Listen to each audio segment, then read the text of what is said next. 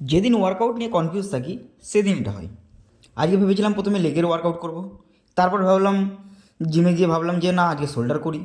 দুটো নিয়ে কনফিউজ ছিলাম। তো যাই হোক, আজকে ডে 8-এ সকলকে স্বাগত। তারপরে আমি জিমে গিয়ে চটপট রেডি হয়ে ওয়ার্ম আপ করে ওয়ার্কআউটের জন্য রেডি হয়ে গেলাম। হাতে সময় কম ছিল আমার, তাই কথা না বেরিয়ে ওয়ার্কআউটের জন্য রেডি হয়ে গেলাম। ওয়ার্কআউটে রেডি হয়ে প্রথমে করে নিলাম আমি লেগ এক্সটেনশন 3 সেট, হালকা ওয়েটই করেছিলাম। এবং তারপরে করেছিলাম আমি বারবেল স্কোয়াটও অল্প ওয়েটে করেছিলাম 3 সেট। তারপরে করেছিলাম লেগ প্রেসও অল্প ওয়েটেই 100 কেজি নিয়ে করেছিলাম তিনটে সেট। তারপরে আমি করেছিলাম শোল্ডারের জন্য বারবেল প্রেস, যেটা ছিল 40 কেজিতে 3 সেট করেছিলাম বারবেল প্রেস। এবং লাস্ট অ্যান্ড ফাইনাল ওয়ার্কআউট করেছিলাম আমি শোল্ডার ল্যাটারাল রাইজ ডাম্বেলে 7.5 কেজি ডাম্বেল দিয়ে করেছিলাম।